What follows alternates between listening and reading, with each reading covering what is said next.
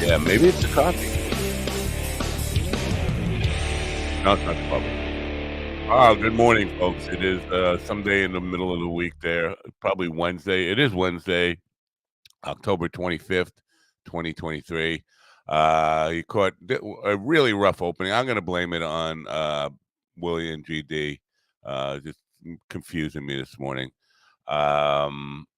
Congratulations to the Texas Rangers and the Arizona D-backs who will be playing in the World Series this year. I think that means Chris Russo, formerly of Mad Dog, Mike and the Mad Dog here in New York City, based out of FAN Radio. I think Chris Russo, who went to Sirius like 25 years ago, is going to retire. He laid down the gamut that if the D-backs won last night, he would retire on the spot. Now, I thought he retired by going to Sirius. Listen, nobody I know in this whole world goes to Sirius Radio, Sirius XM now, to listen to sports talk. WFAN was the biggest radio talk show, sports talk show channel on the planet at the time he left, and then he went into obscurity. But there was a story yesterday that he was threatening. Like, that's not a threat to anybody. Anyway, good morning. Hurricane Otis is devastating Acapulco. It's Acapulco Mamageddon, or something like that. I'm just giving you a rundown of the crappy news in the world here before we get started. We still don't have a Speaker of the House. And I know people, a lot of people turned off by politics, but it's part of the world we live in, folks. Politics exists. And America does not have a Speaker of the House for the first time in our history, but it's almost the entire month of October. I think they're on their fifth. The Republicans are on their fifth.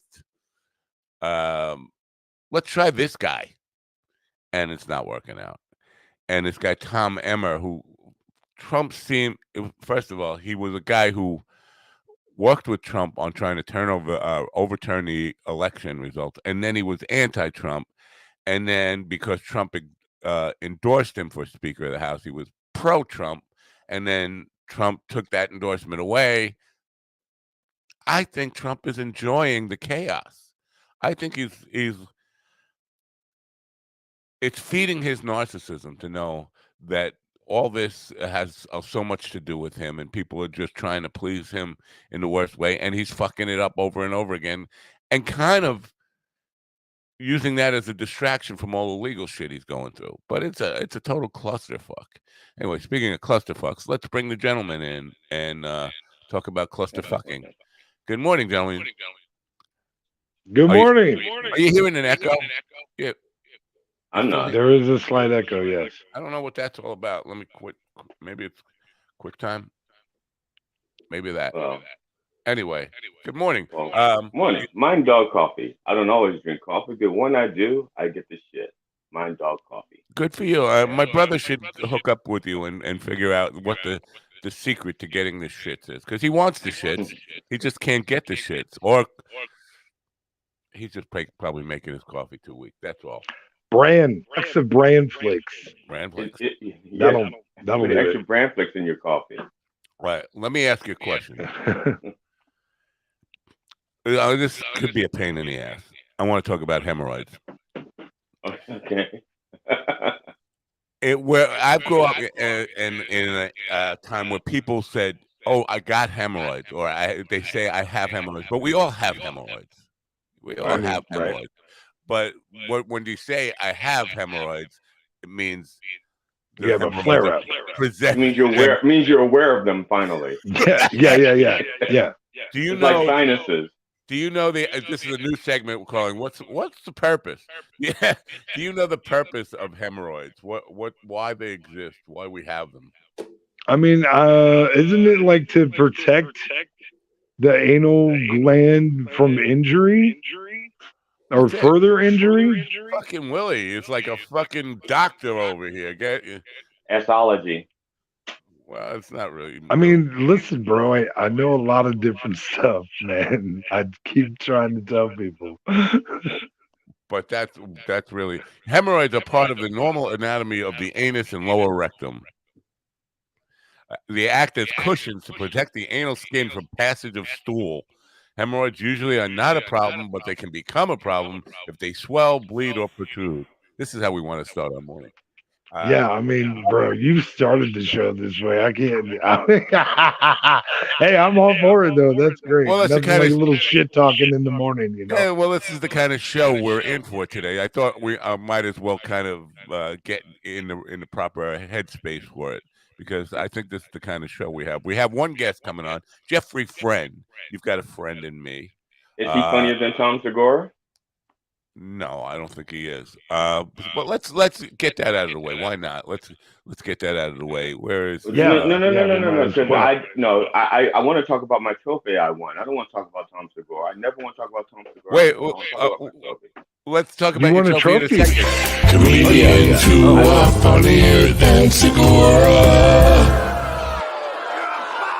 What happened? I can't see that I'm playing. It's funny in time.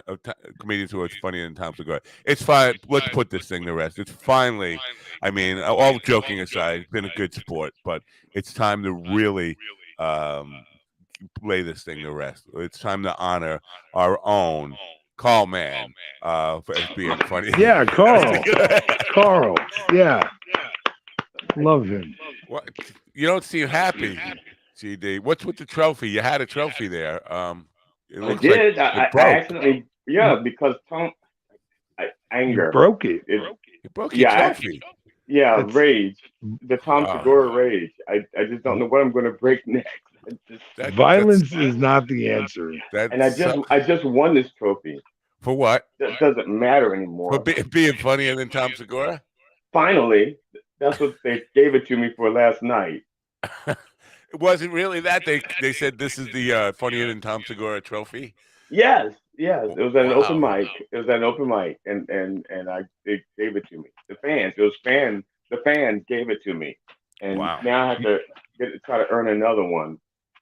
Well, I thought you'd be happy for Carl. Carl just got honored. You know, we should try and we should have like a Carl, funnier than Tom Segura competition.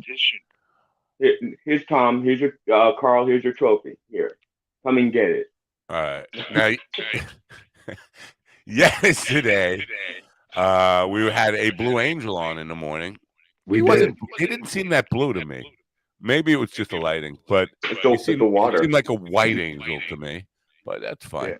But then I caught Tom Segura talking about how the Blue Angels took him along for a ride, and he was trying to make it like it was a big mystery, like they invited him. They didn't invite him. No, I've seen a number of comedians like get rides with other pilots and stuff. You yeah. request it, and they give you they'll grant access, and you don't have to be a comedian.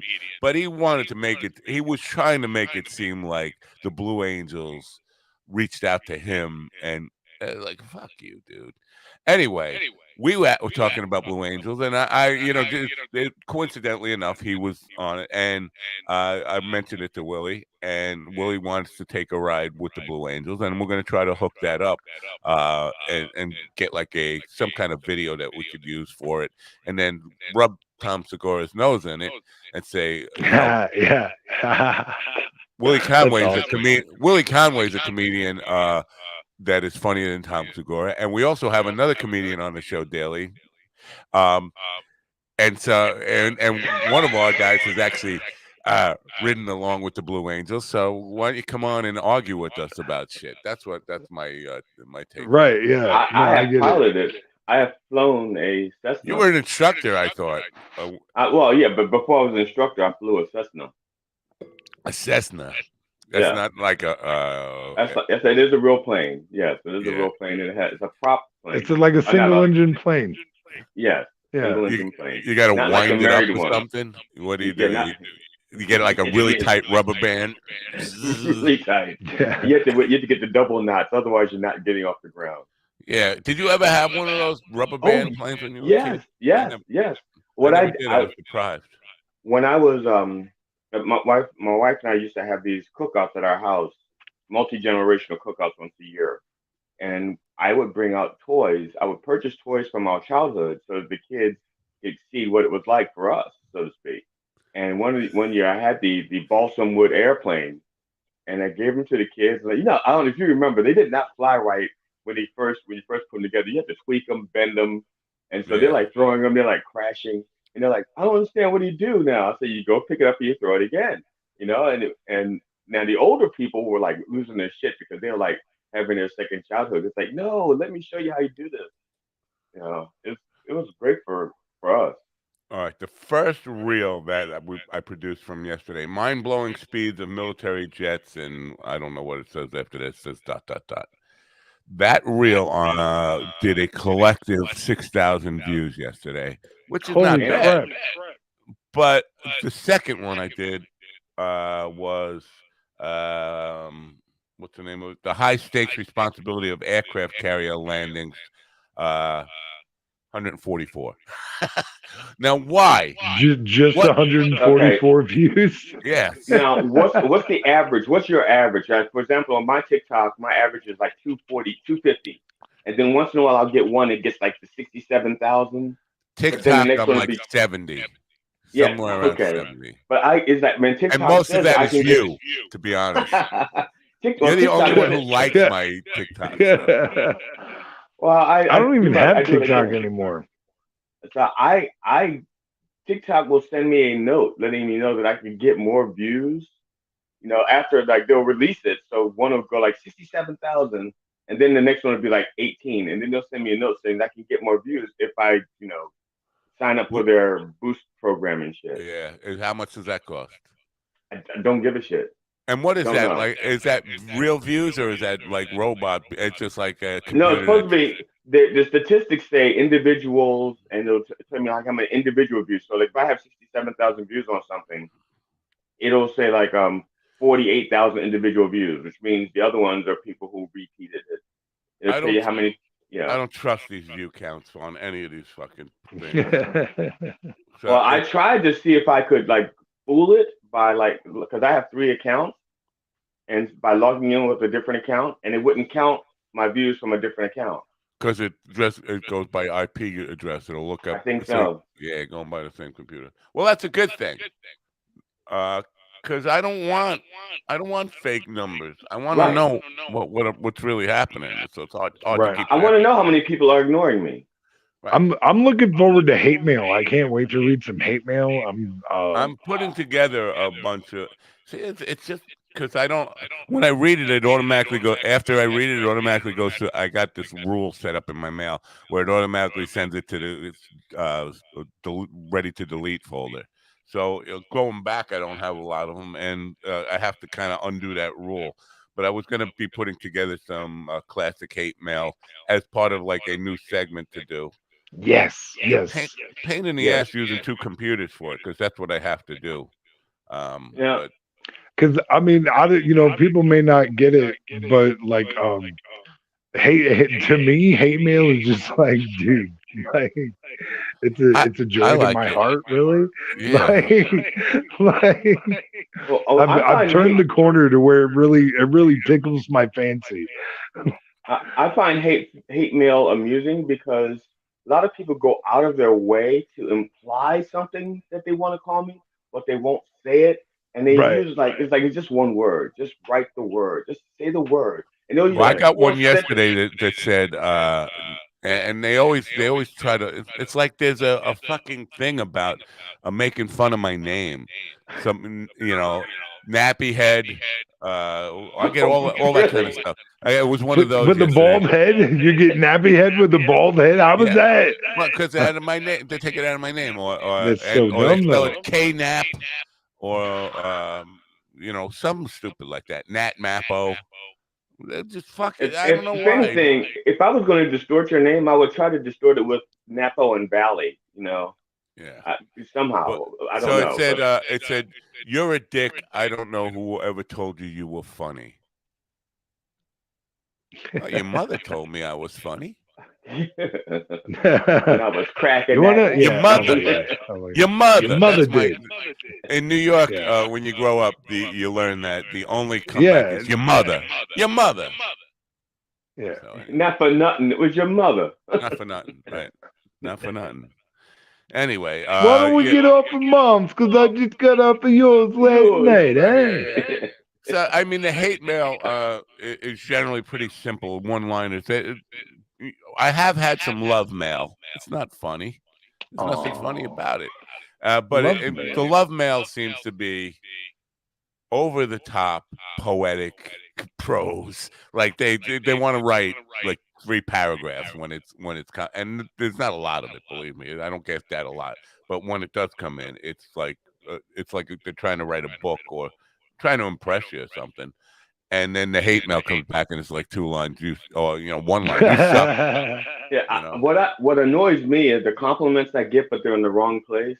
Like they'll see a video I've done, and then they'll send me a text or an email telling me how funny the video was. It's like, no, Yeah, like it comment there. on the video. Yeah. Comment on the video. Share it if you like it that much. That'd be awesome. Exactly. Yeah. And we got to keep pushing it. Why is this? I have a mouse for this computer and the cursor showing up over here. Maybe to keep moving it. Keep moving it. Go to the next frame. I screwed shit up this morning with whatever we were doing earlier. But yeah, we need to get more engaged, more people. And it didn't work yesterday by asking them to do it. I tried not to be. Tell them they better not. Tell them they better not do it. So you better please. not. Don't even think about fucking sharing. I'll come over to your house and I will do things to your dog you would not imagine. Don't you think about it. Don't do it. Don't. Yeah.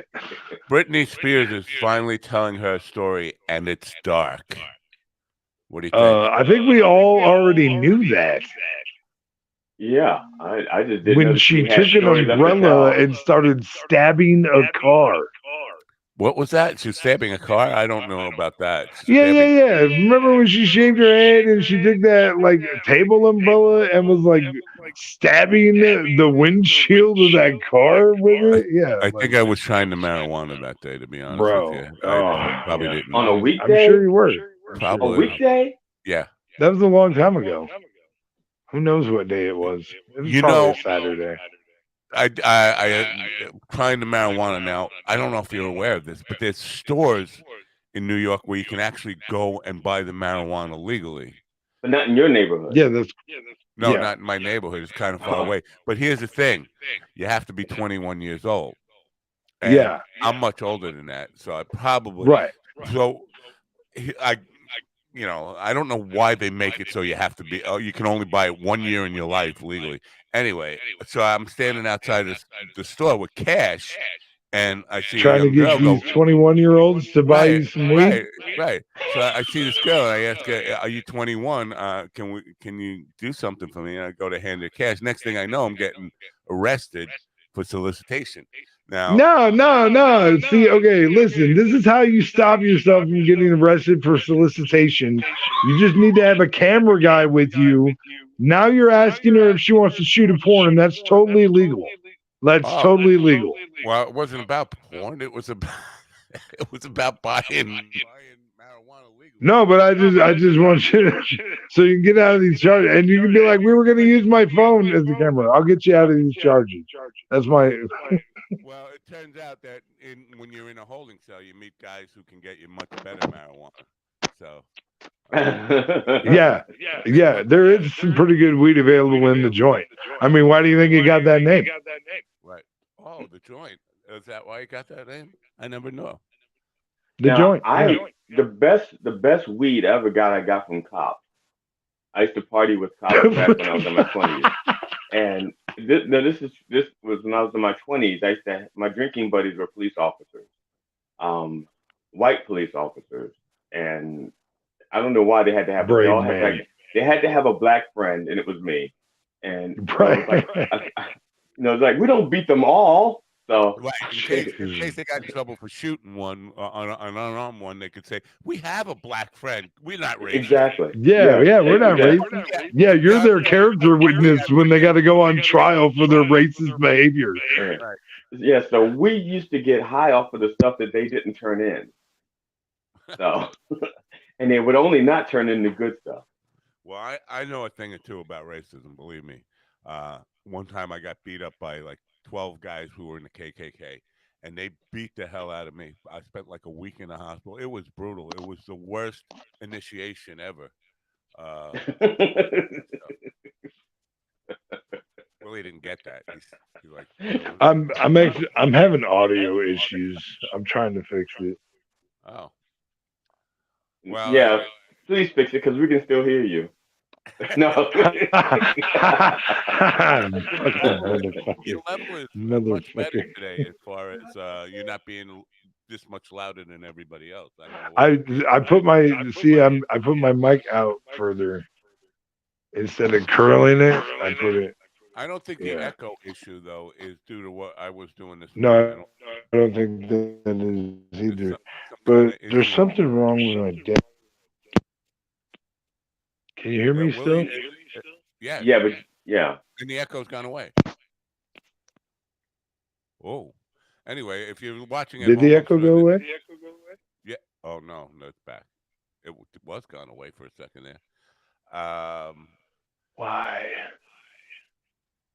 Here's a story now. I don't know what to make of this. Earth close to risk tipping points that will damage our ability to deal with climate crisis, warns the UN. Now, how many times have we heard this? That it's where you have until this date, this year, to start working on climate change. I don't think I think that that part of it fuels the climate change denial stuff when they keep telling you, well, you Right. have till midnight Thursday to really work on this shit, Right. and then nothing happens on Thursday, and it's like, see, Well, it's all just a fucking big hole. the scary truth about it is that one of these times, that time of day is going to be true. Because I think that we passed the point of being really effective, quite some time ago. Hmm. Yeah, I agree. I don't think I think we're past that point anyway. I think at this point, what we're trying to do is what they say, mitigate the damages or something. Just Right? make it Yeah. so it's not as bad because like right now, you look at the way the animals have already started to adjust, which means we're in shit trouble. But the animals don't adjust until they have to. But they're like the bugs are coming out at the wrong time of year. The flowers are Well, start coming at the wrong time of year. They're starting to adjust, so we're fucked. we're also evolving as a people.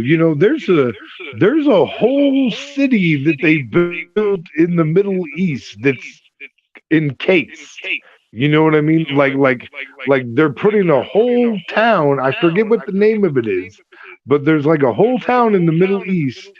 They like everything about what people live and work and do, whatever, is going to be within this ginormous building that goes miles long. You know what I mean? And like everybody's going to live and work within this community. There's going to be an air exchange system or whatever, but you Are you talking stay about the inside the Hamas tunnels? community. Are you talking about the Huh? tunnels that Hamas has under Gaza? No, no, No, I just You need no. to do some research, get some clarity around this issue, and report back.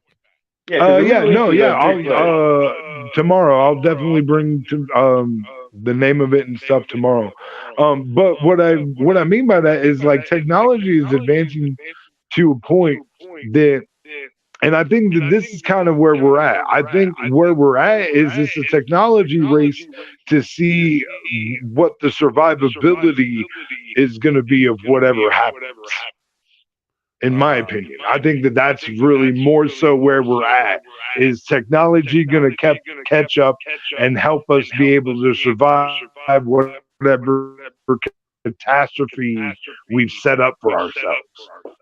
hmm. Now Willie's is going to be either really prepared because of his lack of internet connection, so he will have already figured out how to survive, or he will be screwed because he won't know the end is here because he'll be the last to find out.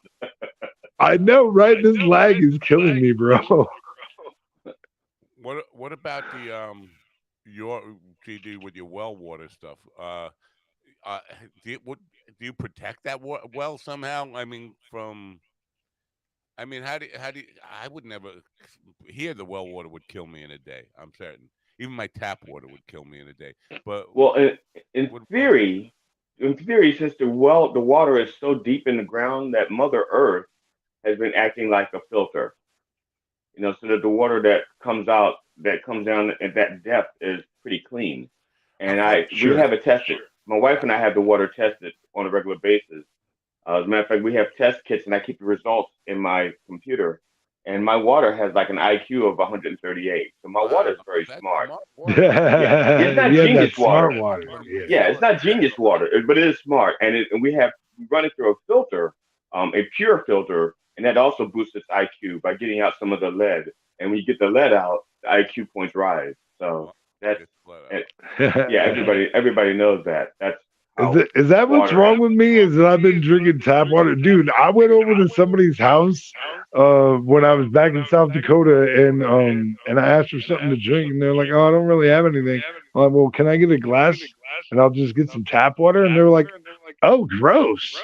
Like they like made a face and everything at me, and they couldn't believe that I was willing to just drink tap water. And I was like, "Listen, so."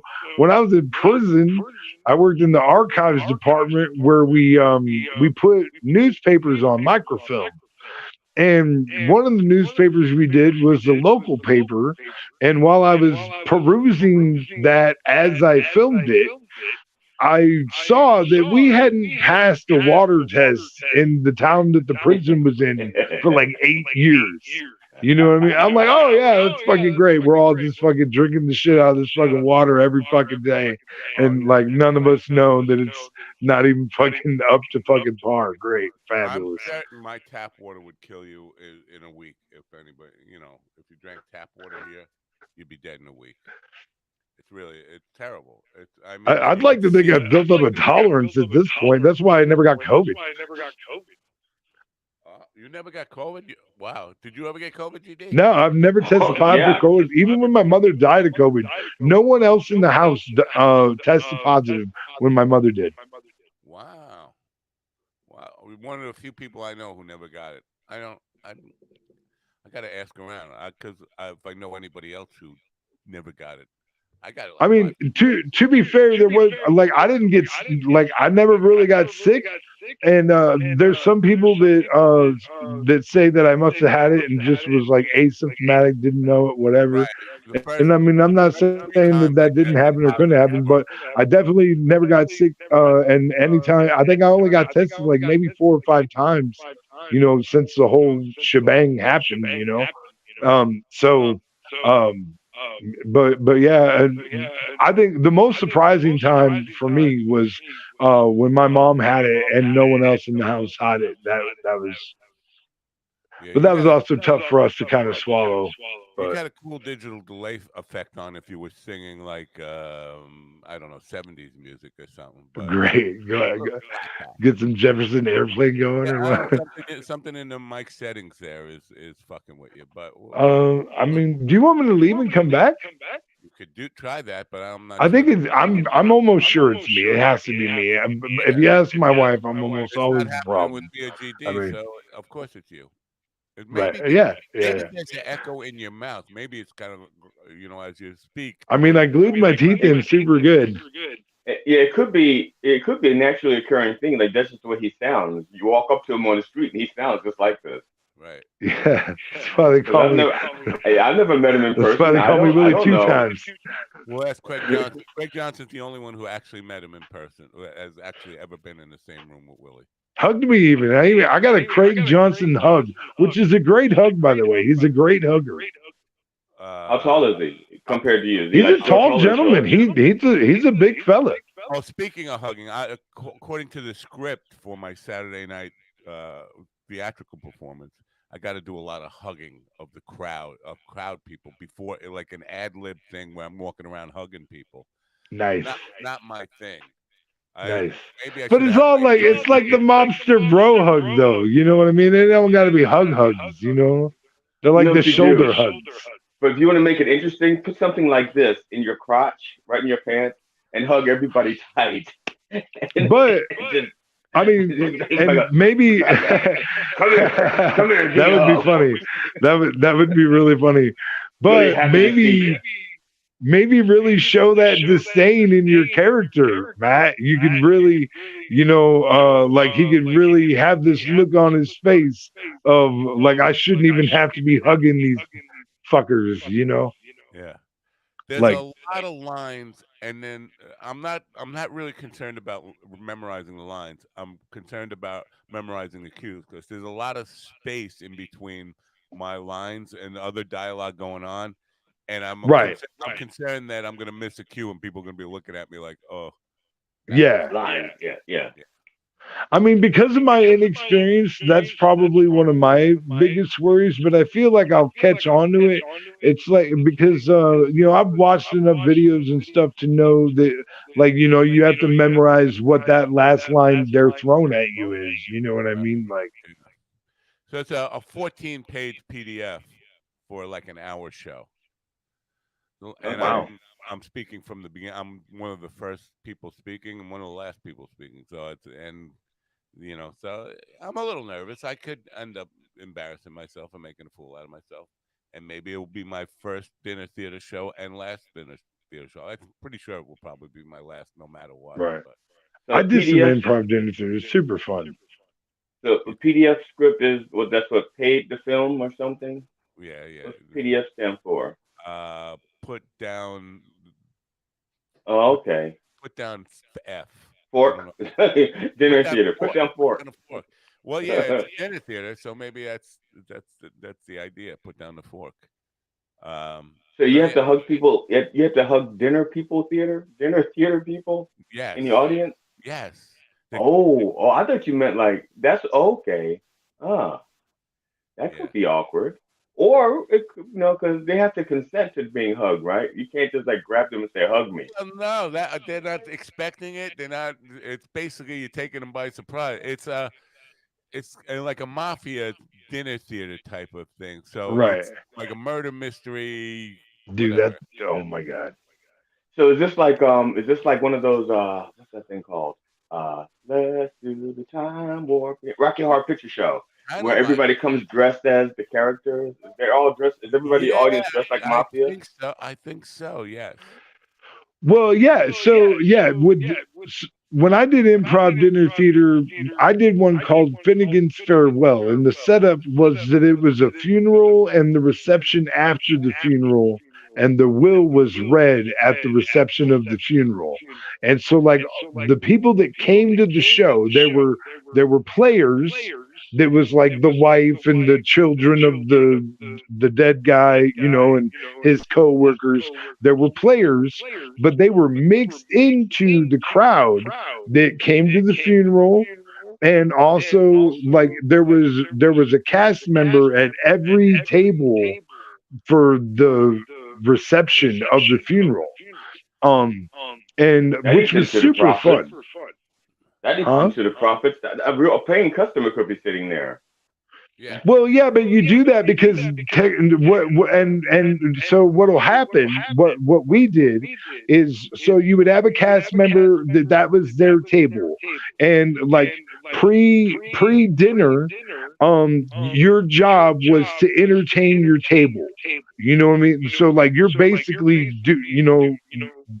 Fluffer. being the entertainment for 7 or 8 people because they were That ain't gonna pretty work with big me. tables. That would not work with me because I'm not a naturally sociable guy, and Yeah, basically, and dude, one You could time the producer really bring your tried to guitar. burn me, and because my character was a postal worker that worked with the deceased, and he tried to burn me he knew that there was a group of postal workers that came to the show, and he sat them all at the same table and then sat me at their table. And I He was swear it was a a move to teacher. try and burn me, but what he didn't know is I had done a lot of research on postal workers before doing the show in Excuse case me, I got any Professor. stupid Professor, questions. I hate to interrupt, Professor, but I have to ask. You said you were a postal worker who worked with the deceased, like you delivered mail to dead people. No, no, no, no. So the guy who was supposed to be dead for the show, like because it was Finnegan's Farewell, it was about a guy's funeral.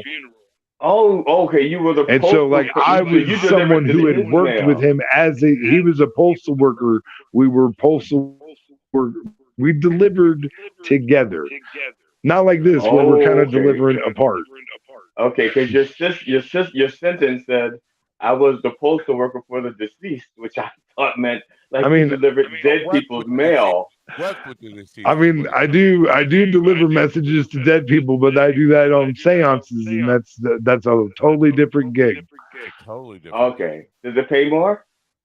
Which pays more? substantially more. That one dude that Zinn tried to hook me up with has a residency in Las Vegas, which is that's all he does is, and nothing Is talk to spells dead people, send messages, give right. you messages from He's dead one of these people. psychics who, the audience, oh, I want, oh, they stand up and he basically says, oh, yeah, I see a male energy around you. Maybe a father or grandfather or brother, somebody oh, yeah. Does he take to the letter M or, anybody who's named that kind of You know, crap? Right. Yeah. that's a white seance because they don't say that at black seances. They don't say like I see a male figure hovering around you. No, it's not even a seance. What it is a grift. uh, But oh, nothing, okay. nothing spells legitimate like Las Vegas residency. It's got to be real. If it's a long, I mean, it's fucking show business at that point. Yeah, And because they I'm did a gonna seance go and around come me. back and see go if come that back. fixes my audio problem because I gotta be able to hear you guys better. All right, get Yeah, low. if I This went is to a really fortune driving me teller, nuts. they wouldn't say I see a male figure hovering around you. They would say I see male figures hovering around your mother. Oh. Yeah, I should find the letter I wrote to this guy because Sin, you don't know Zin. Zin was the guy. He's now banned from this program and kind of ostracized. I've known him for 15 years. He was on the program for a brief time, but he has a show that's all based on spirituality, consciousness, all this kind of stuff.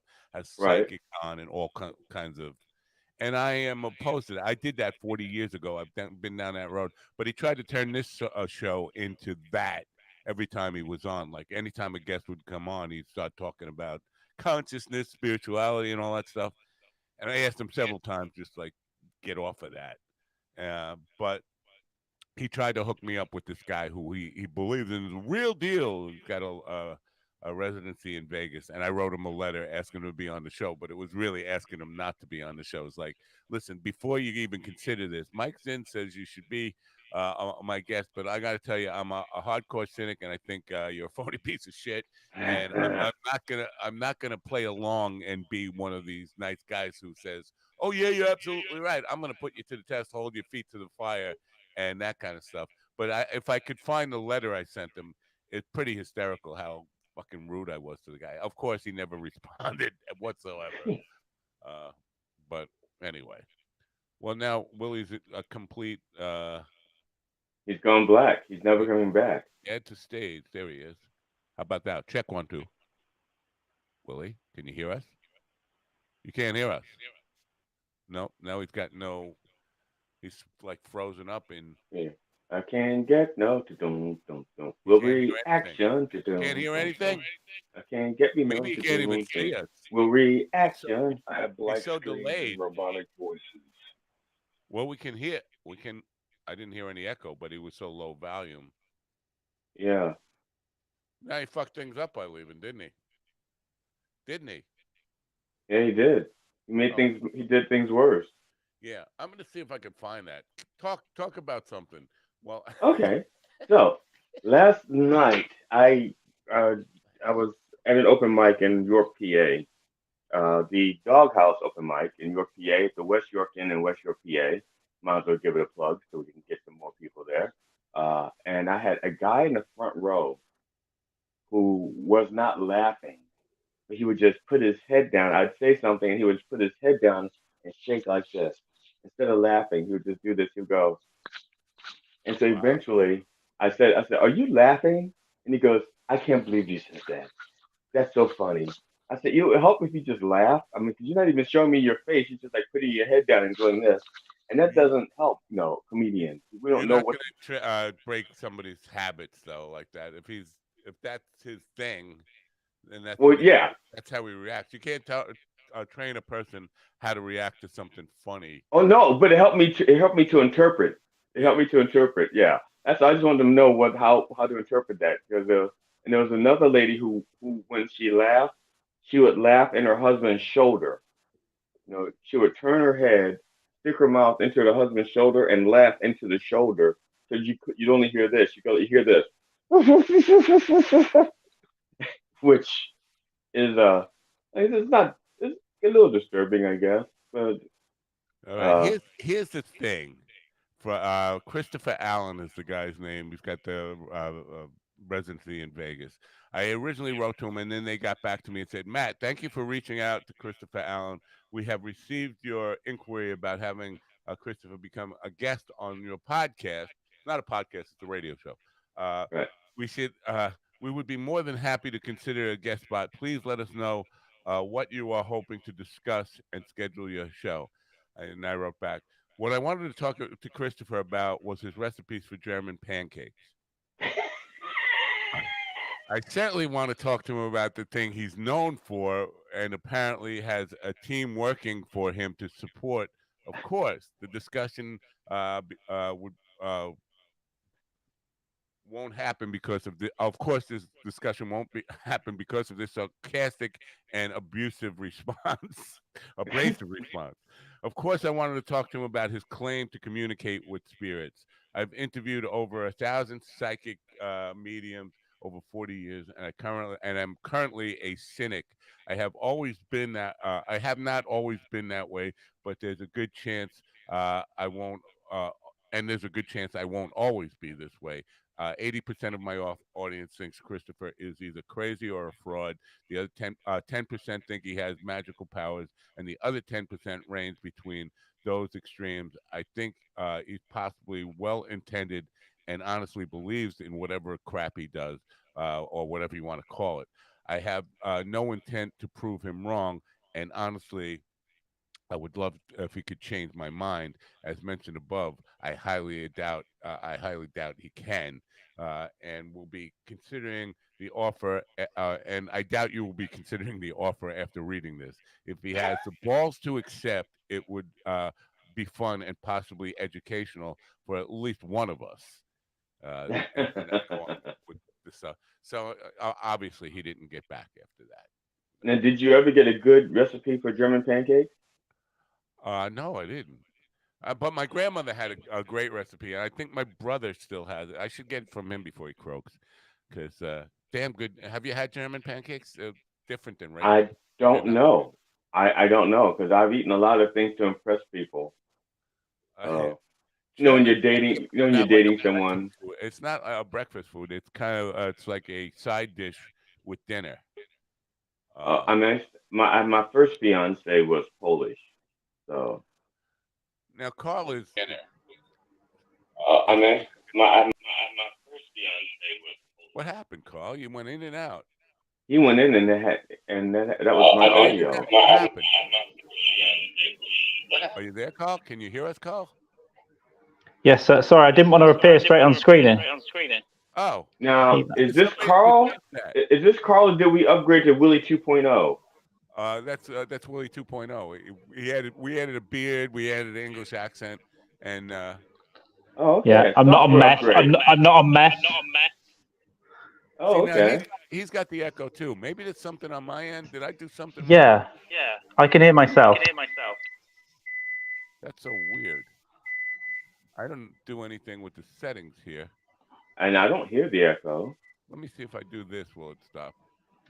Checking 1 2. Try it now. Hello.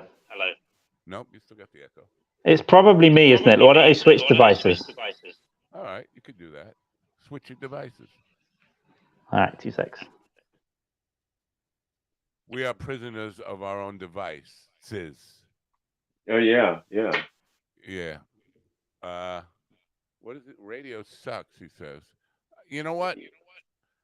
I'm glad he said that because I killed the radio feed just to test out that echo problem, and now it's back. But you're not having it, so it can't be No, me.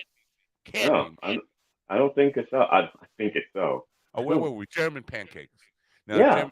German pancakes are a lot like potato latkes. Have you had potato latkes? Oh yeah, I love potato It's latkes. like that, but it's like flattened, like a German pancake. Anyway, really, Oh, okay. my grandmother used to make them. Very good, very good. But Christopher Allen, no. So what do you put on them? Because like a regular pancake, you would put syrup or something. It, What would you put on a? you don't put anything on them. They're full of onions and all kinds of like they're extremely flavorful on their own. They don't need any syrup or any. Uh, Oh, cool, cool. I don't know. Carl Okay. can let himself in, I think, whenever he's ready. So we don't. I don't want to put him in before he's ready because it seems like he has his dick out or something. I'm not sure. It, British. They're always doing Might be something. good for ratings. Yeah, Always. that would be. That's so across the pond of him. It's so across the pond, absolutely. We're the only people that get our dicks out anymore. No echo. Culture. You did away with the echo. That was very good. It must have been my phone pissing around. So Maybe that's Willie's problem. Is because he only has a phone. I gotta get him a laptop. I have a Chromebook here, but Chromebook is tied to your Gmail account, and I don't know how to switch it, like to take my Gmail stuff off of there. But I don't know if you ever can. I think once I think it's like a navel. I think you're stuck with it for the rest of your life. now, when you say Right. navel, you don't mean like The belly like button. oh yeah, because yesterday we had a navel guy on, but he wasn't a belly button guy. He is a belly button guy. He's an Audi. I can Oh, tell. oh. Most pilots are Audis. Anyway, how you been, Carl? We miss you Good. here. Yesterday you were honored. Was it yesterday or today? No, it was today. You were honored as being funnier than Tom Segura. I don't know if Oh, you're even aware. Today, yes. no, Can you I hear was me? not aware. Yeah, but you still got echo. Yeah. Here's your trophy. Here's your trophy, Carl. Thank you. But You I'll broke come and collect it. So you broke Carl's trophy? It was. I thought it was my trophy, but apparently when they made the announcement, they did the La La Land or La La Hollywood thing where they announced the wrong person, and so it turns out it was not my trophy. It was Right. Carl's trophy, so I broke it. So, Carl, Steve Oh, Harvey yeah. did that. how does it feel to be Didn't honored? Steve to Harvey be- do that be- at like a Miss Universe or something also? I'm asking Carl a question. Hmm. Sit down, Carl. How does it feel? How does it feel to be honored as being funnier than Tom Segura? I don't. It just felt well. I feel that I should be given all awards, even though I don't think awards are meaningful in any way. I think I should get them. So thank you. I Yeah, appreciate it. Thanks to my mother right. Yeah, for having well, a pussy that let me out of it. wow. That's a little bitter about poor dear old mom, but we'll go No, with that. I said thank you. Yeah, but the whole pussy that let me out of it stuff is I don't know. Anyway, we were expecting a shitty show today, because And you got one. I only have one guest scheduled, and it's for 10:15, and I told the guys you might want to take off the first hour because it's going to be shitty, but they had But to be it's here. fear of missing out. We're here for you. I appreciate that. I'm used to sucking by myself. I don't. There's Well, something weird going on. I don't have that kind of And you do. flexibility. And you do suck. But it's good if we collectively suck. Right. Now you're Okay. doing something with our friend Jamie Dykes. Is he back in the game or no? This is just a one He's not in time. the get briefly. I mean, yeah, we're going to do something next Tuesday briefly on Halloween, and then I'm going to his place next Friday, a week Friday on the 3rd. November 3rd. And what's the agenda? Just a drinking podcast? Is you got any extra guests coming on? Any other? We might do something a bit different if we've got time. I don't know what time he's got, so we'll see what time. He's hours away. By the time I get there, we'll see what time it is and what we can do. But yeah, we'll do a couple of things. Forgive my ignorance, as you always do. Yes, you are ignorant. Halloween, is it a thing? It is a over thing. Yeah, thanks to America, McDonald's killing babies and Halloween it has spread across the planet with much enthusiasm. Now, So it's not a thing here. were you weren't in Manchester for Halloween last year, right? No, I was. Hmm. No, I was in my hometown. So you don't know, yeah, kids coming to the door, you don't know what to expect. How many? If Well, they can't come to my door. I'm in a facility. They've got to get through a layer of security first. oh well, you know what? They find a way around that here. They definitely do. Like apartment buildings and stuff. They get past the door guy and then they go knocking on apartment doors all over the place. Yeah, but it didn't happen. Actually, yeah, I wasn't here last year, but it shouldn't happen here. If they get to your door and you don't have candy, that could be a problem. I think kids just want to find pedophiles. That's just what they want. They want to find men with candy. Now, and then beg for the candy. do any of you guys celebrate Halloween? Like, I think Willie probably does. Wear a costume. Bro, my wife and I got married on Halloween. That's our fucking anniversary. Okay, but do you dress up in a costume like a child? And I mean, yeah, no, we dress up. I mean, was I not Jason just like a few days ago? Yeah, but I also I didn't just do the show that day. I also went and like stood. Now remember, I live in a small ass town. I live in a small. Matter of fact, my wife was talking to me about the possibility of, because there's this guy named he goes by the Michael Myers of Decatur. I don't know if you know this guy, but he's like a TikTok sensation.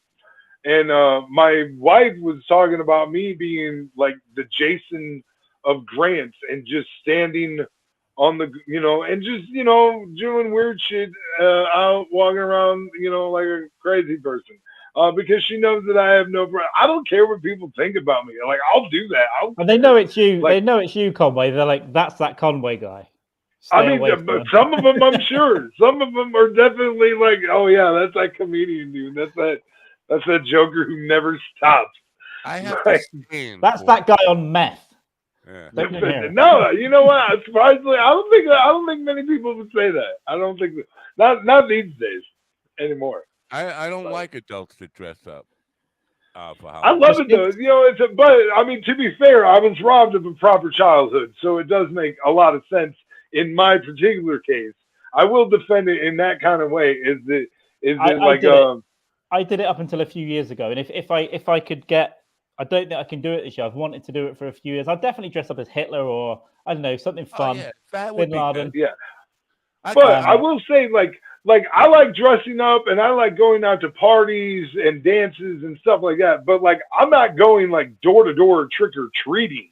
Yeah, that's not a thing that's happening. Well, just so we're clear, right. I'd like to make that distinction that I do keep it to adult activities. Like, I don't go running around looking for fucking candy or anything. This is where the adult activities is where my disdain comes in. Several years ago, probably a dozen years ago now, we were playing a club on Halloween, and they had, costume party, and best costume wins $500 or whatever. And Mikey was reading.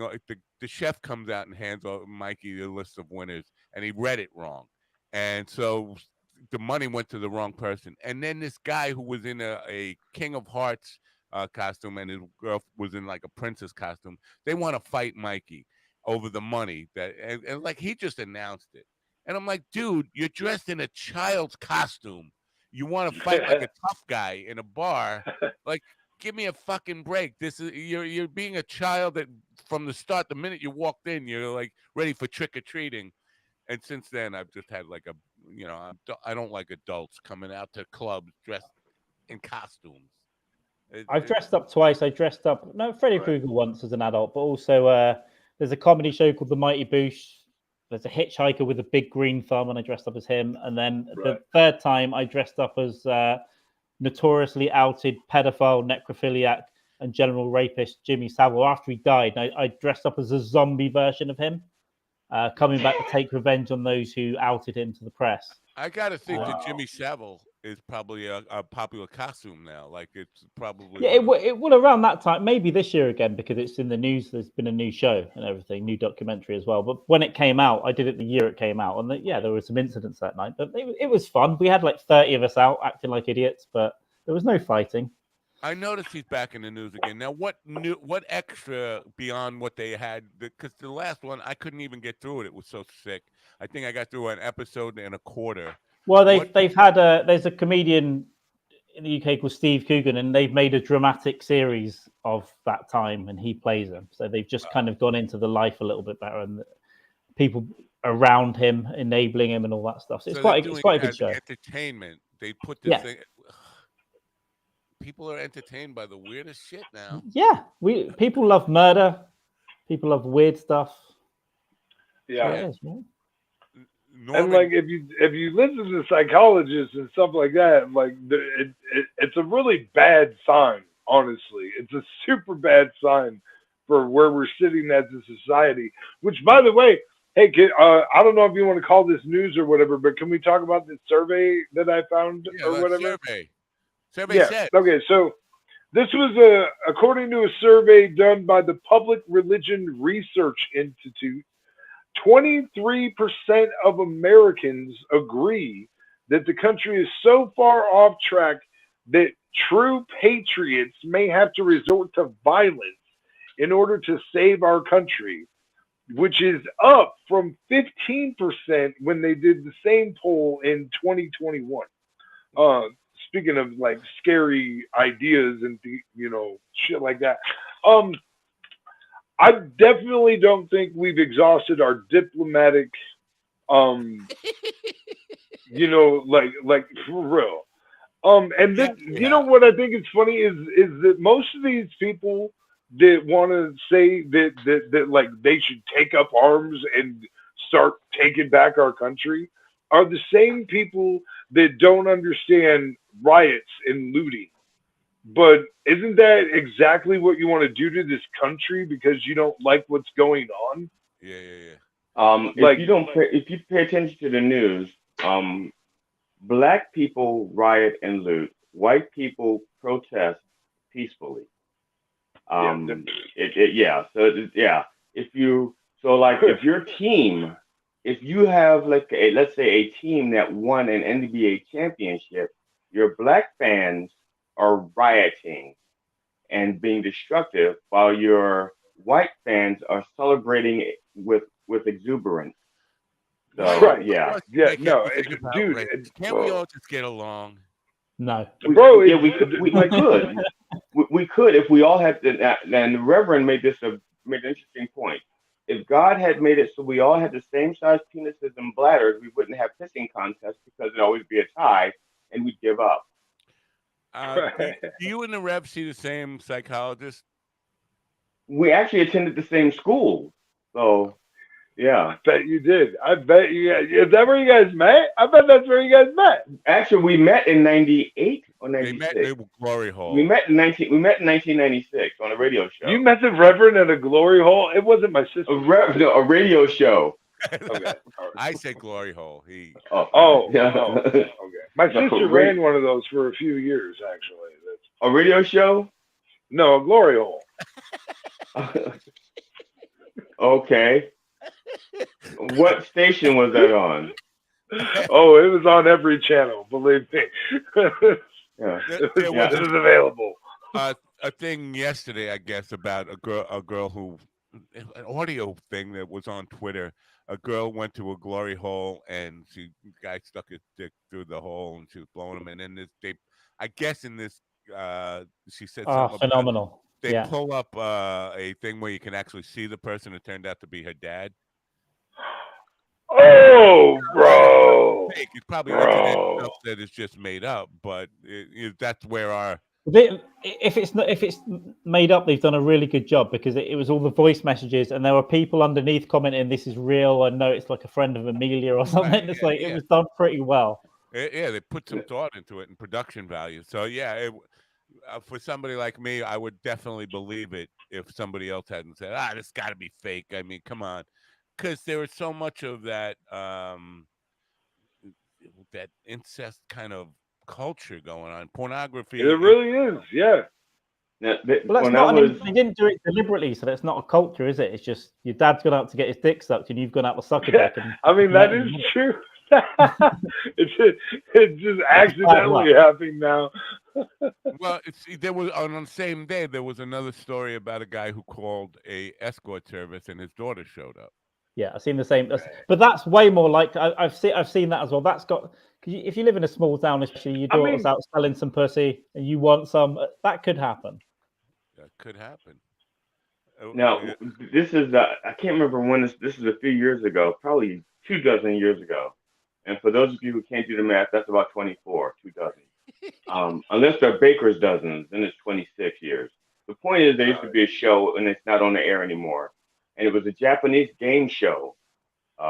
And as soon as I say that, everybody knows there's something not going to be right about this. Wacky. It was a Japanese game show, and had these cutouts. There was like a wall with hole cutouts, and men had to stick their butts through the cutouts, and women were blindfolded, and they had to identify their husband by the smell. What the fuck? Of their ass? Yeah. Of their ass? Yeah, their asses are sticking through the holes. And the women were blindfolded, and they had to try to guess which ass was their husband's ass. And there were no placebos. They were all real asses and real husbands and wives. Right. And so 2 women could guess the same ass, but they were trying to guess which I don't ass think my was wife ours. could identify my ass. My wife would identify my ass in 0.5 seconds, but that's generally because I fart a lot. I'm a flatulent fella. Well, I don't think you're allowed to fart in this contest. I think that would be a tell. No, but I'm just saying I fart so much in regular life that she knows what my ass smells like. Believe me. Believe me. She's got a taste for that aroma by now. But I think the smell they're going for. I think the smell they're going for is the stagnant smell and not the active activity smell. But again, it's a TV show. I don't know. They could have been ringers. They could have been ringers. But if you're really talented, you can breathe through your butthole. I mean, I've known guys that could do it, and I believe I could. I believe I could focus enough. I could probably breathe through my butthole and send a little air her way, so that she really got the. Let's bring it back, Willie. Bring it back. Bring it back a little. Okay, I'm so sorry, boss. I'm so sorry. I just, I got an ass thing to begin with, and I blame GD for bringing up the ass stuff. We had to go. Excuse me. You guys are the ones that was. Not me. Not me. I'm not an ass guy.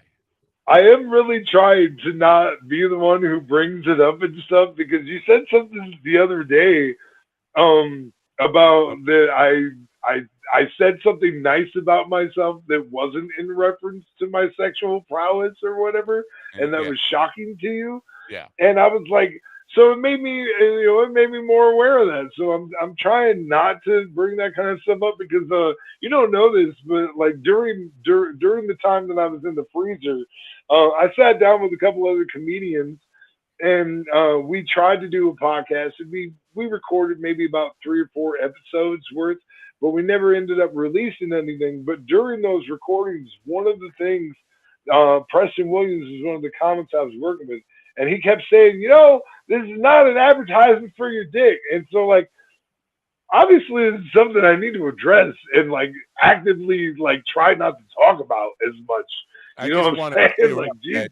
Farting is not really sexual prowess in any way. Oh, it's an advertisement, believe me. Not okay. I'm sorry. I couldn't help it. I just wanted to talk about, because Norman was talking about this, how the Jimmy Savile stuff and all that kind of stuff. We are so preoccupied with that Congress is coming out and saying aliens exist. We've got proof of life, intelligent life on other planets, all this kind of stuff, and we don't care about that. We're too busy. Oh, wait a minute. We got pedophiles on TV, and we got the next, who killed their wife type of stuff. All that stuff is we care about that more than aliens could land, take over the White House, start running this world, and we wouldn't care as long as we could still have some fucking crazy. Sure. Right. Yeah. I mean, that's where we are in life. And entertainment is key, isn't it? Who cares who's running the place? It doesn't matter. Right. So, as long as we get TV and money and food and booze, weed, who cares? So Carl, how is your new brown minister working out? I mean, prime minister working out? I don't know. I mean, a lot of people don't like him, so. But they would have. I mean, I didn't like him before he was prime minister. So they're just figuring out that they didn't like him. Well, they didn't vote for him. He just took over. So he just took over the party. So they vote internally to who they want their leader to be once they're in, right? So Yeah, no one. Everyone wants that whole party out because it's been too long. It's been 12 years, so they're corrupt. Every political party becomes corrupt after 4 years, right? These have been in power for 12 years, so yeah, they should probably go. But I don't think So too much. why are your political parties so much further behind than ours? Because ours are corrupt way before 12 years. I think it really sets in after 4 or 5 for everyone. Okay. Right? A lot of our parties are corrupt way before 12 years. Matter of fact, some of them Yeah. are corrupt when they take over. Well, Yeah. actually, when you get to Washington, even if you've been running with complete, best intentions and all that stuff, if you are pure as the driven snow, you get to Washington, you get corrupted the very first day when they start telling you about. Yeah, if you're a senator, right, isn't most of your time begging for money that you Yes. spend? So no one's doing anything. When a bill gets passed, you're only reading the paragraph that affects your donator. Technically, it depends on how old you are. If you're an older senator, let's say like McConnell's age, most of your time is catnapping. And then Dying? Recovering from a mini stroke. That's what Just dying. Now, what the issue we're going to have is once Matt becomes congressman, how we're going to keep him pure as the driven snow and prevent him from being corrupted. And that may be Willie's and mine's job as his aide to keep him team. pure. This is the power team. Right. Yep. Yeah. I'll take plenty of your heat, Matt. No problem. I think I'll get thrown out long before I know a guy who knows a guy. If let's imagine that I actually win. Okay. I think I will get thrown out pretty much. Probably the first time I get to speak. As soon as I open my mouth, I'm sure, because I'm going Friday for the interview now. I'm sure I'm gonna probably get censored even in my first television interview about things I say, because I'm gonna say that you do look like Jesse Ventura. I know he said Vessi Gentura. So the fact they're going to go, this guy, he's got something to say. When you start going off about the bribes and the money and the documents, they're going to go, these guys are a little crazy. Right. So we want him. Well, I plan on talking about the district that I'm running, because I know this district. Yeah. They are extremely prejudiced. I mean, to anybody. They're not just like racist because they hate white people too. They hate anybody who's not rich, and not if you're not as rich as them, they look down upon you. So they hate each other because I make $1,000 more a year than you do. I look down on you, that kind of stuff. And really snobby district. I'm going to call my district out. They have a lot to be embarrassed about. They have a lot to make up for. Wouldn't you like to have be the first to actually try to change the way the system works? And that's how you're going. That's why you're going to win, Matt. Because what you just described, everybody in every house is going to say, "I like him. He's describing my neighbor, not me, my neighbor." Well, and think about who you'd be replacing. You know what I mean? Like when you think about that angle, also, like why not replace a guy who was full of lies with somebody who just tells you the fucking truth? You know what I mean? The thing is, and because we know how America loves to overcorrect. Right. Right. It went from Obama. It went from Obama to Trump. I'm not having an overcorrection on that, because they voted for George Santos knowing that he was completely up Trump's ass. I don't know if yesterday Santos was talking about his indictment. He said, "They're coming after me. They're not coming after me. They're coming after you. I'm just standing in their way," which is an exact Trump ripoff. I mean, the guy loves Trump. So the district loves Trump. They wouldn't have voted for him if they didn't love Trump. And as what I'm going to tell them is, I hate Trump, but I got to represent the district. If you want me to vote with the Trump agenda, I have to represent you. That's what I'm saying. That's what my promise is.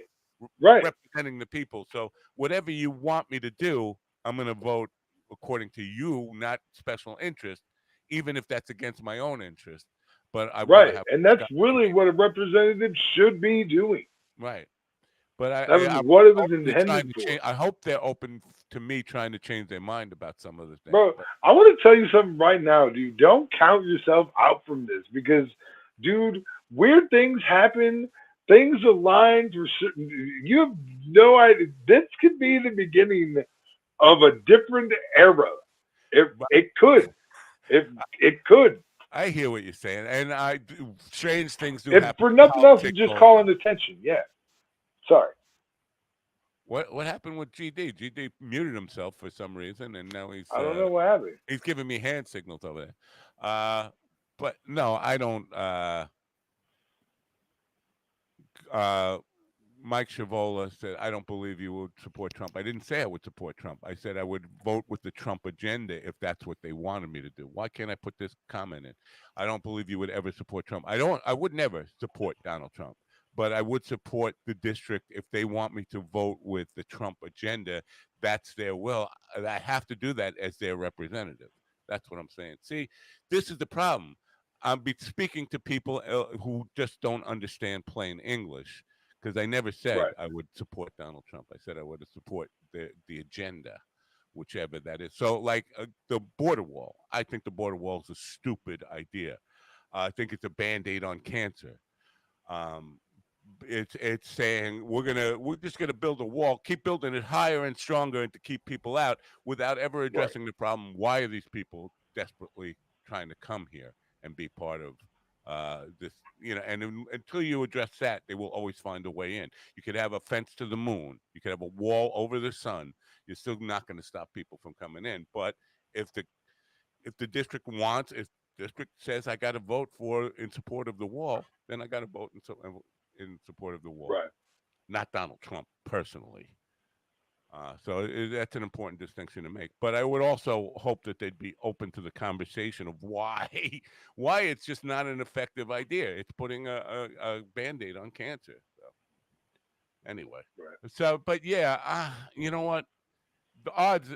I hear what you're saying, that not count myself out, but the odds are 99-1 that I don't have a chance. There's big money up supporting Tom Suozzi and the other people who are running, the Democrat and the Republican who are running. There's big money behind them, and there's no money behind me. So, speaking of money, have we ran an ad today? No, we haven't. Want to run an ad? We should do that. We should do that because there's a guest coming soon. I think he should be here already, kind of. But yeah, let's talk about Naked Wines.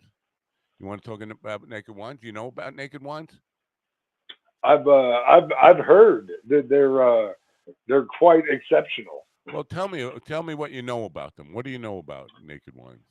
Well, they have a lot of different winemakers that and you can join like a club and get like a wine every month. Right. And you save money because they're cutting out the middleman. See, this is the thing. You should know this. You read the copy. They're cutting out the middleman. So you invest directly in the winemakers, angels as they call them, not blue angels. Yes. More like red or white angels. Who invest in the wine, and it's cheaper. You get better product, cheaper, and it's a win-win for everybody. It's a win for the industry. It's a win for the consumer. Naked Wine. Welcome to a better way to buy wine. NakedWines.com is a customer-funded wine business. We don't just sell wines, we make them happen. Since launching in the UK in 2008, Angels have helped us invest in over 159 independent winemakers in 14 different countries. Turns out, it's better business for everyone. Our winemakers get to sell all of their wines and make a living. We make the same margins as everyone else and have a lot of fun along the way. And as a wine drinker, for the $40 a month you probably would have spent on wine anyway, you'll get wholesale prices.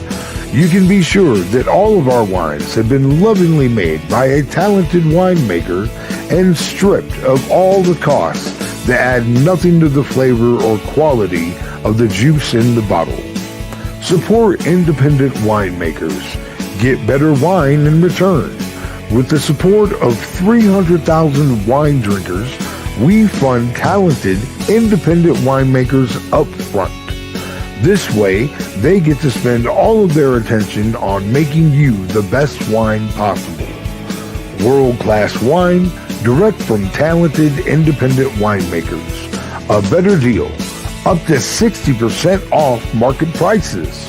a better way to discover tasty new favorites with over 2 million reviews from wine drinkers like you. Become an angel today. Get started by visiting minddogtv.com and click the banner on the homepage now. 3,000 wine drinkers. That's a kind of a scary thing. Imagine 3,000 winos coming at you. 3,000 wine. It says 3,000 or 300,000. Did it say 300,000 wine drinkers? Now that's a lot of wine. GD also? No, GD. Oh yeah, because he was like talking GD to is in the middle of a marital spat or something. Oh yeah, I we thought don't need that to might watch have been... him fight with his wife. We could watch me fight with my wife. Yeah, no. I get it. Remember, I do have some on this day if our guest isn't here yet.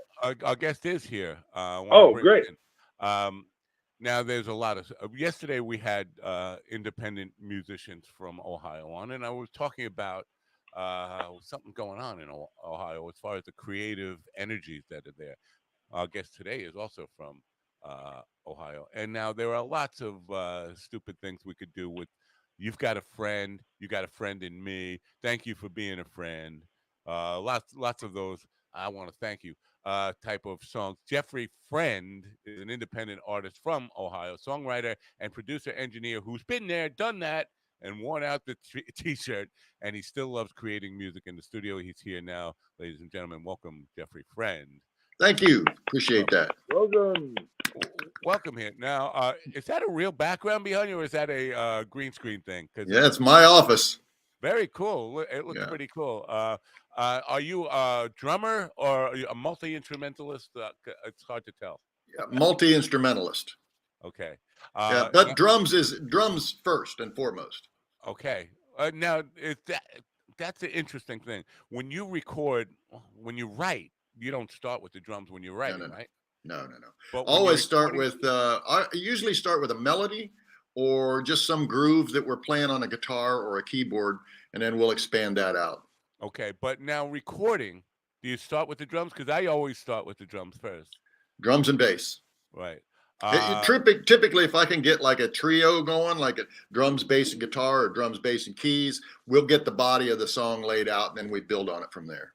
Gotcha. Because that's always the difficult thing for me is to start when I have played just a drum part with nothing else there, no bass, no guitar, but I'm playing because it's really important for me to have the timekeeper lay down the track rather than work with a click track because I don't like that. But it's really difficult for me as a drummer to sit there with trying to get the song in my head, and then once I go to do the overdubs, it's like, what was I thinking? And what was I thinking back there? Yeah, exactly. Yeah. Difficult for you or not? Have you? Well, I've been doing this for so long, and I used to do jingles. And so we were working in, 30-second or 1 minute increments. And so it was pretty easy back then. You could get the thing into your head for a minute, but now we're doing tunes that are like 6-7 minutes. It's very difficult now. Right. Yeah. I'm sorry, I have to ask this. What people always ask me before a gig, what kind of music do you play? If they haven't heard me, what kind of music do you play? And that's the worst question to ask, but now I find myself asking I've listened to your music. First couple of tracks I listened to, I would say, well, rock, and then there's like an acoustic ballad that seems like Christian music, and then there's some stuff that sounds like pop.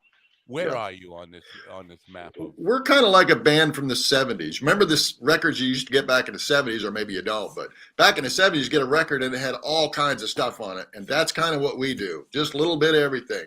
We could nail down a niche, but we don't want to. We just want to play what we play and leave it at that. Gotcha. Now, the Christian overtones, "This Baby Boy" is the one I'm thinking. It's one of my favorite songs melodically. But is the band evangelical?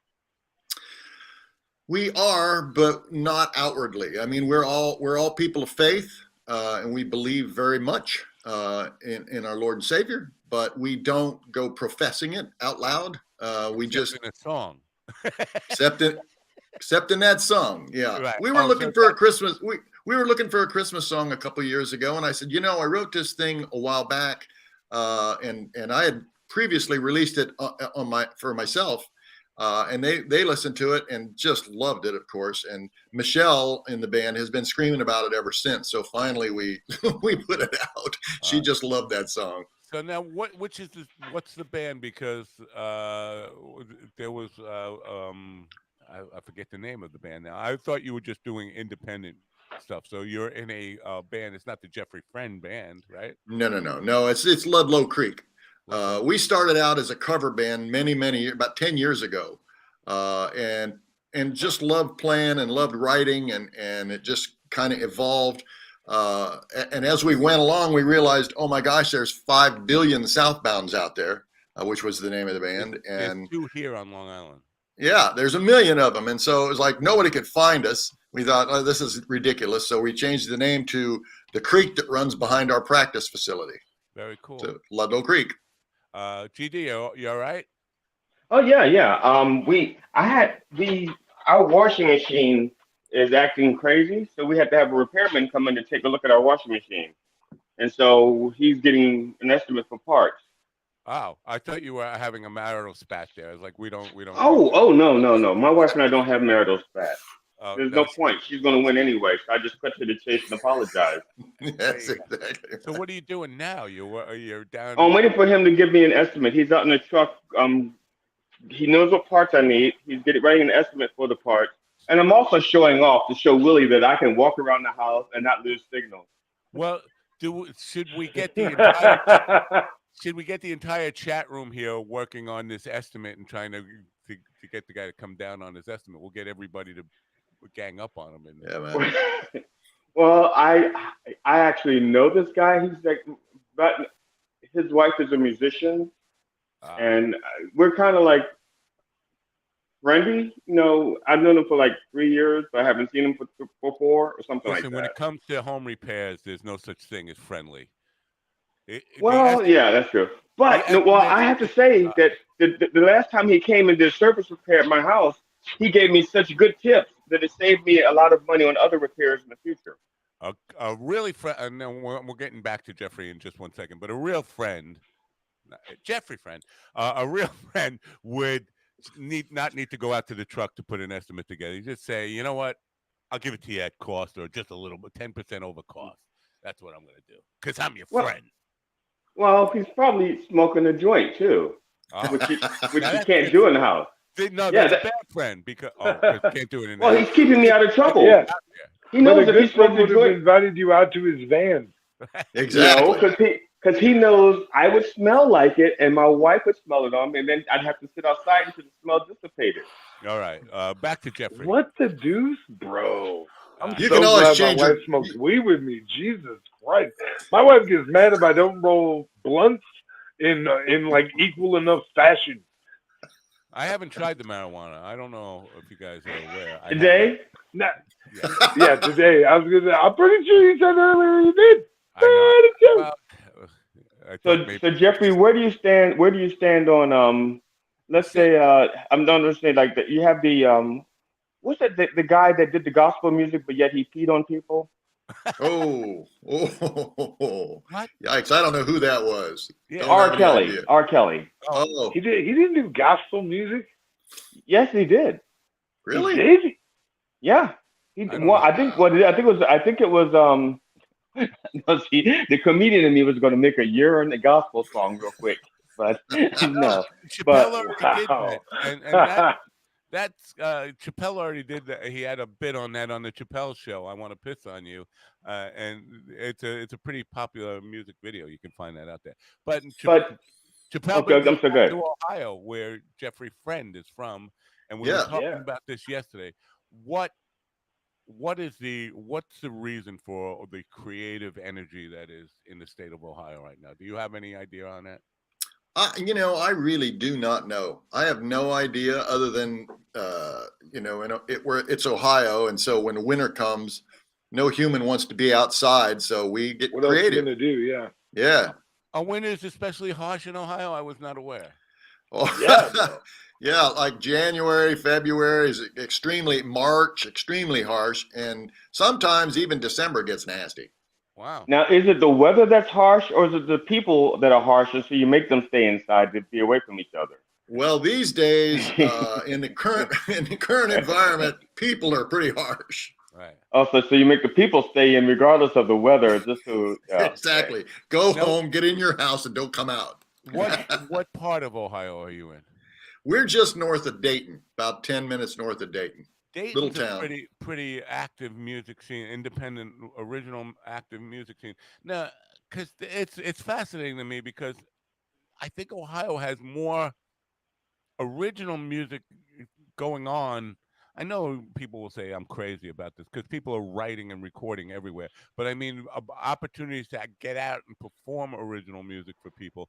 Are you doing live shows that are all original music? Yes, we are. Really? And there's opportunity for that. And how far do you have to? Is it all local We're or is it? we're actually doing it locally. We've been doing it locally for a couple of years now. I don't know what the key is to get audiences more Well, receptive to that. we do a lot of like festival type events, city events, where the audience is kind of built in. So we Right. don't really have an issue with that. Right. Now, getting out of here, expanding out into Cincinnati, Columbus, Cleveland, that's what we're currently focused on, and that seems to be the hard part right at the moment.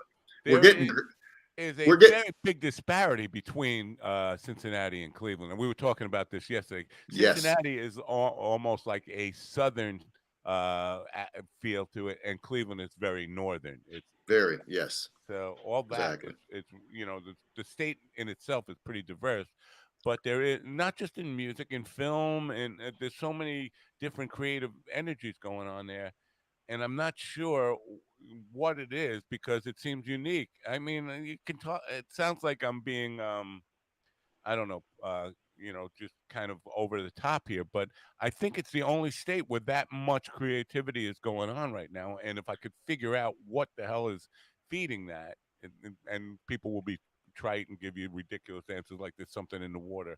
I don't know what. I think you're suffering from booking bias, and I think also the people you've been interviewing have been coming from there, and that Ohio has somehow figured out how to block out the other 59 states for you interviewing them. Yeah, So it looks like all the talent's coming from Ohio. There could be something to that, to be honest with you. I mean, I know that that's in jest, but there could be something to that. But then why are there filmmakers and musicians, original artists and comedians all coming to me from Ohio? It doesn't. yeah. Here's my theory. Okay, it's like when I was when I was filling out college forms back in the 70s. And they say to you, well, if you want to get in this college, you have to have done volunteer work. And I said, okay, damn, I have to do volunteer work. Okay, so I help the Little Sisters of the Poor. Well, have I? No, but I put it on my resume. And I think it's the same thing that people are saying to you, even if they're not from Ohio, they're going like, we're from Ohio. And no. No, that's not right. Yeah, no, I'm not saying it's right. I'm just saying, but that's what people do. I mean, like I'm only 2% Native American, but if it'll get me a scholarship, I can be 20. Right. Okay. So, Jeffrey, now is performing, in still priority for you, or are you a person who, like the Beatles in 1967, say I'd rather be in the studio. I'd rather spend my creative energy in the studio. I'm kind of I used to be, I always worked in the studio. I mean, I've been a studio guy for years and years and years. And the beauty of the studio is that if you screw it up, you can fix it. Right. If you're out live and you screw something up, it's over. I mean, it's gone. But the beauty of that is it's gone. I mean, it just goes that fast and people are pretty forgiving live. But I think I'm a 50-50 guy, to be honest with you. Really? I love the energy of playing in front of an audience and getting that feedback. But I also love to be able to fix all my mistakes. Right. Yeah. I just want to share. I was playing a college gig a while ago, and I was covering a Moody Blues song, "Question of Balance," and in the middle there's this beautiful slow, bridge or whatever it is, and it's like it's not the way that you say it, da da da da, So, but I sang one of the verses. The thing is, when I was singing it, the audience was all singing along with me, and I got the words wrong, and I sang the right verse, but in the wrong place, and the audience assumed that I was right and that they were wrong.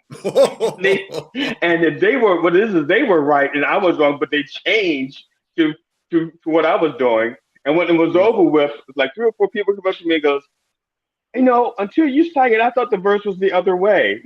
Yeah. There is a video on YouTube, John Mellencamp doing an acoustic show, and he's doing Jack and Diane. And he does the first verse, and then the audience, all in sync, goes to the chorus, and he starts yelling at them, berating them, and trying to teach them about the arrangement of the song. It's pretty funny to see. Like, no, there's a whole other verse that you just skipped all completely over, and that happens. But I think I love when the whole room is singing. I don't care if they're right or wrong. Yeah. That to me is the best part of performing, when you get the entire crowd singing along. Yeah. Yeah, but it makes it hard to improvise. Oh, it does. Yeah, because if you want to change like the refrain to make it your own, not the refrain itself, but let's say Proclaimers.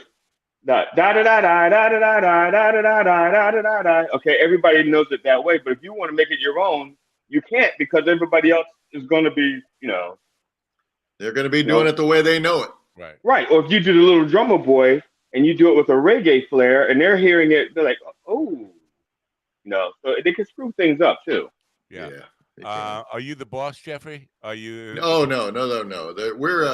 We're actually a democracy in that band. I mean, we vote. It's a majority rules, and it always works that way. And so nobody's married. Everybody's married.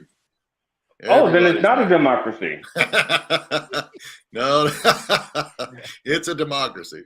Why? That's a contradiction. Yeah, I know, such a contradiction. That's right. That's a hard. I talk about this all the time. The difficulty of keeping a band together. How long has Ludlow Creek been together? 10 years. 10 years. I think that's just a little bit past the life expectation for most. Well, Timothy B. Schmidt, the Eagles bassist, said all bands are on the verge of breakup at all time. I think there's some truth to that. I think there is 10 too. years is an extraordinary run. I mean, if you look, it is a good run. We've been friends for forever. Great friends, in fact, and great friends become bandmates. It just works a little better. Bandmates that aren't great friends, that's a tense situation. I've been in bands like that, and it's ugly sometimes. It gets ugly.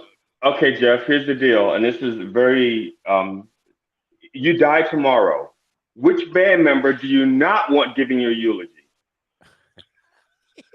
Yikes. I honestly would be happy to have any of them do it. Yeah, but one of them is going to give the one with the stories that you don't want told yet. It's like, no, let me be dead for 5 years before you tell that story. So who's the keeper of the secrets? There really is no keeper of secrets. We're pretty open. I know it sounds weird, but we are. Open band, democracy, together after 10 years. This sounds like this is a made up band. Is this an Onion interview? This is an Onion interview. You're not even a real band, are you? Yeah, we are. Yes, sir. Your washing machine estimate. You're being awfully negative here. It is. I mean, it does sound amazing. And I was in this band. We started this band in 2013. And in 2016, I got a wild hair and went and worked with another band for a while.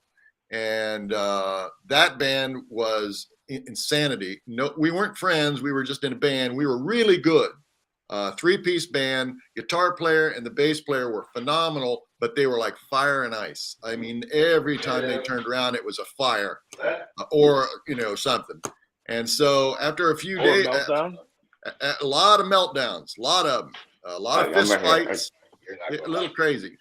But after that, about 2 years of that, I realized this is insanity. The other band works so much better, and they had just lost their drummer and came to me and said, "Hey man, can you fill in?" And I'm like, "Yes, I can. Happy to do it." So yeah, the band I'm with, the singer and I, the lead singer and I, have been friends since he was 12, which is 50 years ago. So we've been for a half a century. We've been friends. The other two founding members of the band, uh, we met later in life. We've never really hung out as a band. We've never really get together unless we're playing. And now, and then it's kind of weird because we're not really friends. We're a musical thing that gets together, but we don't really have a relationship outside of the band, other than me and the singer all the time. So it's just it's a different kind of thing than a bunch of best friends being in a band forever. I think that's ideally the dream. I mean, when I started out, we were all friends back in the day when in the bands I was in my youth, and that was the dream that we would all go on this journey together. Right. Never Right. seemed to work out. I mean, keeping bands together is the hardest thing. Are you the lead singer on the tracks that I'm hearing? On Some of the tracks, I am the lead singer. Most everybody in the band sings, but there are two or three of us that pretty much take most of the leads. And myself, Dave Benson, and Alan Seals. now, Actually, we have Michelle, the keyboardist, has got a couple of features on. Actually, has on the new record. So we're in the studio now. We're going to mix next Tuesday, Wednesday. So we're excited about our third record. are you when it comes to mixing? Are you the mixer, master? No, I'm a great editor, and I can get this stuff on. I can get it recorded, but I'm not a great mixer. I send that. We go over to Sweetwater and have stuff mixed. There's a guy over there named Sean DeLay who's amazing, got great ears, and he's done most of our That's not stuff. affiliated with Sweetwater, the retailer. It is, yeah. Oh, It's right in the same building. pretty cool. Oh, they I have didn't a know they were phenomenal world class studio there. Very cool. I did not know they were actually. Yeah, I knew they had a studio there because they do a lot of promotional videos for product and stuff and stuff Right. like that. There, I didn't know that it was a commercially. So they actually do production work there for Yeah, other yeah. people other than themselves. Very cool. Mixing is a hard thing. What about mastering? Do they do the mastering as well? No, we send it out to a guy in Portland, a guy named Tom Nunes at Atomic Disc. He's got phenomenal ears. He's done a great job for us for years. That's a big challenge I think most people overlook. GD, I'm Oh, going yeah. to take you out until you're ready to come back because we're just like looking at your shoulders there. But yeah, that part is overlooked. Now, comes to sign off on this stuff. Again, you're saying it's a democracy, but ever get heated or like about what needs to be tweaked or any of those discussions or any of that stuff? No, pretty much.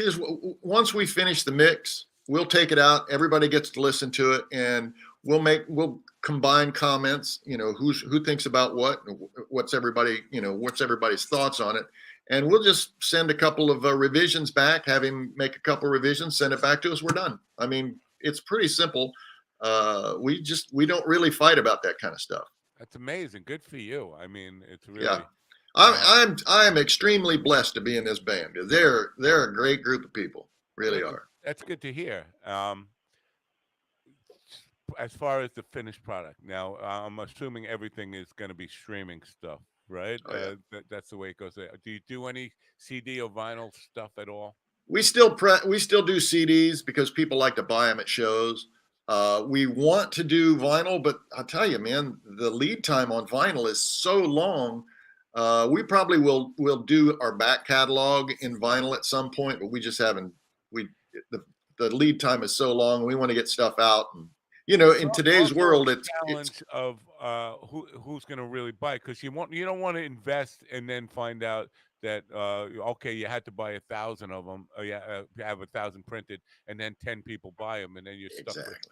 Yeah. I got CDs sitting on the shelf over there. I haven't been able to sell. So yeah, and very few people even have CD players anymore. that's true. I have found people that buy vinyl who don't have vinyl players. They just buy it because they're collectors and stuff, which is I find. I was just thinking the other day about maybe doing business cards that have like a QR code that have a link. Been done. The QR code is a link to like my music. Yeah, I was thinking about doing something like that. they have that, and they also have business cards that are that have like the USB thing, so you can plug it directly in and Plug it in, stream right off the card. yeah. Oh, that's awesome. Yeah, Yeah. very cool stuff. Now that part of it, when you're doing that, do you have to hire a merch person to come to gigs and run the table and stuff? That's always been our biggest challenge. Is we don't want to be when the gig is over. We don't want to be involved in becoming retail people after the gig. Right. Do you do that? We and we hate to say this, but we force our wives to do that. Oh, very cool. I wish I could. Yeah. Yeah, my wife does it, and one of the guitar players' wives, they'll sit there at the table, and they love doing it. I mean, they really enjoy it because they get to talk to people. Well, you're more That blessed. that sounds like a good idea until some chick says something too nice about me, and then my wife's gonna come over that table. Always comes back to what a study is. Always comes back to what a study is. Every single conversation's got to brag about what a study is and all the work. No, that's not. That's what That's not about me being a stud. That's about my wife not being able to just love me. They come up. That's what you just said. You're just bragging about yourself all the time. I didn't feel like that's what I was saying with that, but I guess. Come on. Maybe I should just stop talking. Mike. Oh my god. Yeah. So now is there a preferred platform for you, or are you on everything? Because I noticed a lot of stuff is on SoundCloud, the stuff I was listening to. Do you do all the Apple and Spotify? You go. We do them all, but honestly, we only focus on Spotify. I mean, Spotify is where we get the streams. And unfortunately, Spotify pays like zip for a stream. It's awful. Oh. I got to check for Spotify. I should share that with some people. Have you thought about doing reels with your songs on them? Reels? Or YouTube? Yeah, because so like I know that some of the views or like I've gotten a little more exposure on some songs by include like because if you're on Spotify, you should be able to like make a reel and search the music and find your music and put your music on a reel and then maybe get some more people to see it that way, especially if people like and share, you know. Yeah. I know that's definitely a way that I've been trying to do. You can only get up to a minute on a reel or a short, right? Or right, yeah, you got to select like what part of the but it'll let you select like what segment of the song you want to use. Right. Yeah, we're just starting to dig into YouTube a bit. We've got some videos out there, but we're just starting to dig in. We're not real social media folks, which is part of a problem because in order to get a fan base, you need social media. So we're probably we're going to end up hiring somebody to do that for us at some point because that's just not our thing. We're musicians. That's what we do. Every day I get emails from people who are telling me they can get my songs licensed in TV and film, and I'm sure that's a scam. But that idea about that is the new model for getting mass exposure is hoping that it will be included in some kind of thing that people are already watching. Right. Have you explored that? And if so, have you got any insights on how the best? I have explored it, and the only insight I have is it's hard. I haven't had any luck yet. I've submitted a lot of stuff, but it just never gets bit or bitten on. Let's put it that way. Nobody bites. Right. But someday it's going to happen. I just keep at it. It's a great belief. I'm glad you hold that. Yeah, absolutely. It'll happen. Just got to keep at it. Oh, he just cut himself off. I might as well remove him. Now that sound says we have to say goodbye to Govs. Lucky, I'm right on time today, Willie. What about that's awesome. And yeah, it's smart. It's smart of you to make the alarm before the time is over. Right. Well, it's time to say goodbye to Govs for today. We appreciate one more day on Govs, and hopefully we'll be back tomorrow. Every day is a blessing, as they say. Every day is a blessing on Govs. Enjoy Knock 'em Dead comedy.